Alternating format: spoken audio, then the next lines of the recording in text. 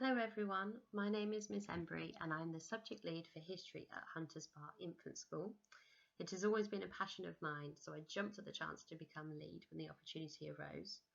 I'm going to just run you through what we do at Hunters Bar to develop the children's skills in historical inquiry and also to show how we ignite a passion for history in them. So at Hunters Bar we aim to give children an understanding of their place in the world and how history has shaped that world locally, nationally and globally. We love to spark the children's curiosity through inquiry-based research and give them the tools needed to become critically thinking historians. We help the children to form an understanding of chronology, as well as equip them with the language and knowledge they need to express their opinions and ideas. We draw on their own experiences outside of the classroom in order for them to apply their own social and cultural capital to their learning. So on this slide we have some examples of do now activities. So do now activities are at the start of a lesson which are there to recap on children's learning and just help embed them. So for example on the year 1 slide you have some key vocabulary that they were looking at, discussing how to order events. And on this year 2 one here you can see that when we're doing the Great Fire of London we like to just recap the learning each lesson. These are also for WALT. So here I've got an example of a WALT. It shows you on there which sequence the lesson is, what we are looking. WALT stands for We Are Learning To. So it tells you what the children are learning to do that lesson. The key learning is here, and then the do now is also recorded on the WALT. So you can see here the children are just recalling facts that they have already learned about Greta Thunberg.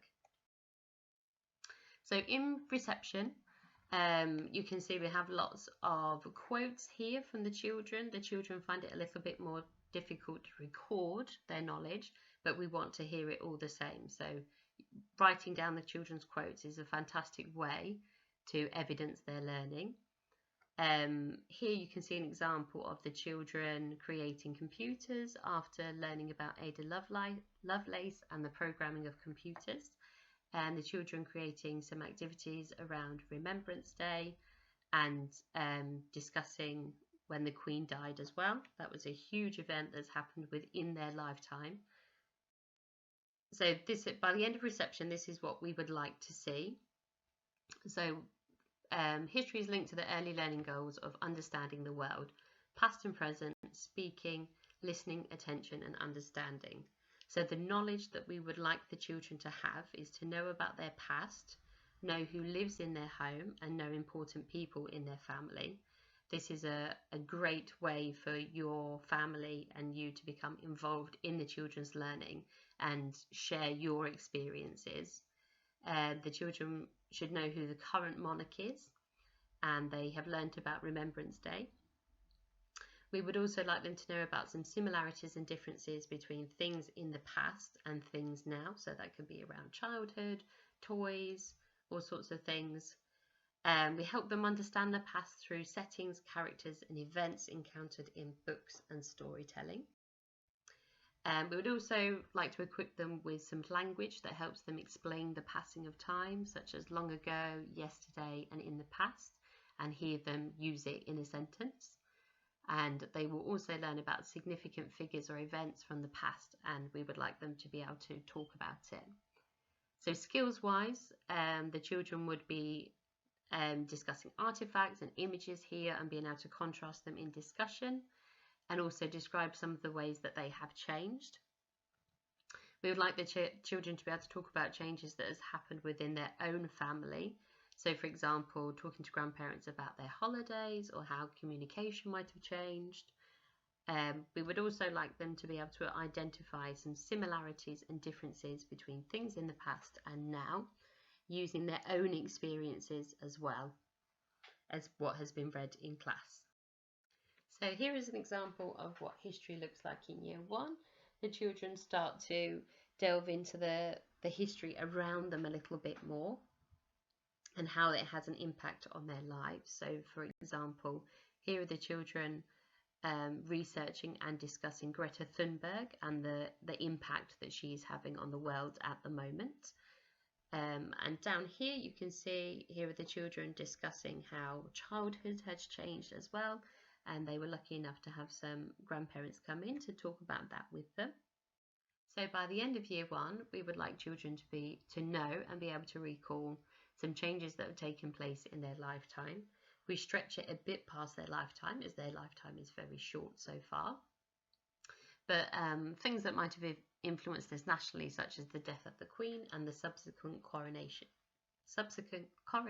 of King Charles III, which is obviously something that they are currently living through.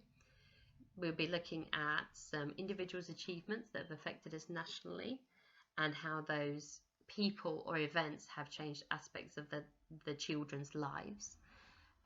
They'll be comparing life now to life in the past. For example, how has childhood changed? How has technology changed? That's quite a big one because it's changing all the time. We would like to equip them with the words and phrases they need to be able to discuss all of that and relate to the passing of time. And also they would be looking at some significant historical events, people and places within their own locality. We hope they'll be able to use sources of information to ask questions about the past events. Also use artifacts, pictures, recounts, and also the internet can be a good tool for learning about these events. It just helps the children have a bit of ownership over their learning and their research. We would also assess the children so we can just keep track of which children are on track. We can do this a variety of different ways, discussions with the children, recording their answers, quizzes, or more formal styles of questions. So here's what history looks like in year two. The children are able to lead the inquiries a little bit more and just deepen those skills. They also connect the learning to other lessons such as computing. Here the children were doing a computing lesson about the Great Fire of London. We also start to discuss sources and their reliability a bit more here, so primary and secondary sources. And also we use something called the Diamond 9, which is a great tool where the children are given statements and then they have to work as a group to put them in order of what they think is the most important to the least important. So by the end of year two, we hope the children will know and be able to recall, very similar to year one, changes that have taken place in their lifetime, such as the death of the Queen, subsequent coronation of King Charles III, individuals' achievements that have affected us nationally and globally, and how they have changed aspects of our life. We'd like them to be able to compare life now to life in the past. Also, they'll be looking at significant events, both nationally and globally, but this would be, some of them would be beyond their living memory. So that really helps with chronology as well, and also the children can use their own experiences to understand these events. And again, we would be trying to give them words and phrases that they can discuss these events with that relate to the passing. As I said before, chronology is really important. In year two, the children will be looking at sorting people, events and objects into now and then categories. We'd be looking at helping them place people and events into a chronological timeline, and they would have a go at creating a timeline themselves. In order to support this, we are actually installing timelines into all of the classrooms of key events that the children have learnt. Also, we would like to improve their inquiry skills, so they would be using and comparing primary and secondary sources such as artifacts, pictures, recounts and the internet, and discussing the reliability of them. So we look at putting in enrichment opportunities wherever we can. So they are extracurricular activities such as visiting sites with historically significant links. They might be themed days. For example, down here you can see the children were having a party after learning about the Jubilee. We are looking at celebrating the coronation of King Charles III. And also we love having visitors in school as well. So you can see here the children of year one were really lucky to have some grandparents come in and discuss the changes within their own childhood that they've seen, whether that was communication or toys. So at Hunters Bar Infant School, we understand that not every child's learning journey looks the same. So we try to adapt our teaching in order to support this and help the children overcome barriers to their learning. So here are some of the ways in which we do this. Children are introduced to key vocabulary before the lesson. This is known as a word aware session, where the children would discuss the key vocabulary and the meaning before the lesson. We have, as seen in a previous slide, the Do Now activities, which just helps the children recap on their previous learning and embed that learning. We also have learning walls in the classroom, so that otherwise known as a display. So on the display would be key vocabulary and key concepts that we need the children to remember. So we would refer back to the walls during the lesson and also encourage the children to go and access them during their work. Some of the ways we try and keep it a bit more simple for the children, so tasks could be broken down into smaller steps. We try and start at the pupil's current understanding and then scaffold that knowledge from there. We also can combine pictures within our verbal explanations. So we use something called Communicate in Print, which is a really basic picture of the concept we are teaching. We try to make the steps in a process memorable and short and simple so that pupils can recall them. We also have concrete resources and pictures accessible all around the classroom. So for some children that might find writing a little bit difficult, we also have phoneme frames available to support their writing. So that's where words and sentences are broken down into phonemes that the children then have to find to write that word. We also record some of the key phrases or quotes that children have said within their lesson as well. We use knowledge organisers, so this is an example of a knowledge organiser. These are accessible for the children. So on there would be key information about the event they are learning, so the children can refer back to that just to remind them. You've got vocabulary, knowledge, things like timelines. We also have same-day interventions. That means if a child has not quite grasped what we were doing in the lesson, we make time that same day for a teacher or a teaching assistant to go back through it with them and just help them understand it a bit better. And also adult support is available all day long where the children need it. So this is just a quick example of the start of a word aware session. So the children were learning about recycle. So we would have an image to go with the keyword, a brief explanation of it, and then the children would discuss it a bit further.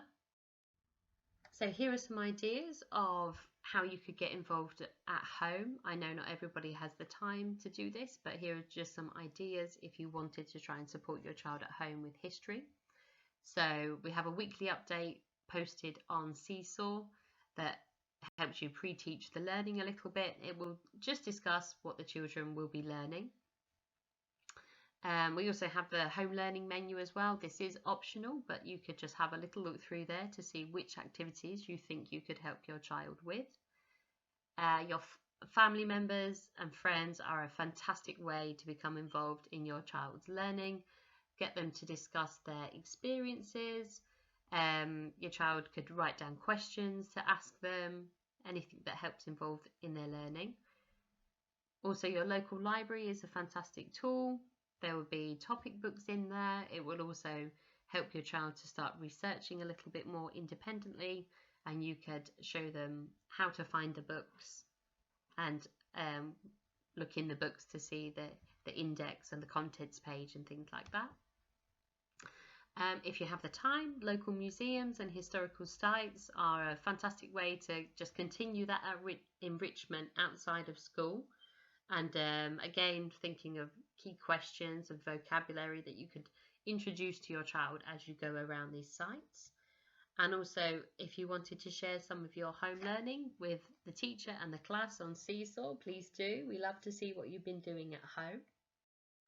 So to ensure that the curriculum has an impact on the children, we plan purposeful lessons that align with the national curriculum. We try to take an inquiry-based learning approach wherever we can that has clear objectives. We would love the children to come away being able to recognise, identify, describe, observe, categorise, classify, sequence, compare and contrast, recall and reason.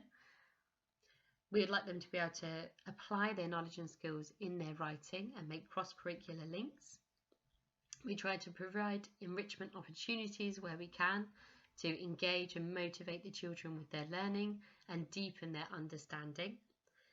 To ensure this, I myself conduct learning walks, look in books for book scrutiny, and also talk to the children to just double check the effectiveness of our history teaching and hear straight from them ways that we could adapt it and improve it. Most children in our school achieve the national expectations and they develop a keen interest in the history of the world around them, which is what we are looking for. So I hope that this has given you an insight into how we teach history at Hunters Bar Infant School and has also demonstrated the passion that we hope to instill in your children for all things history.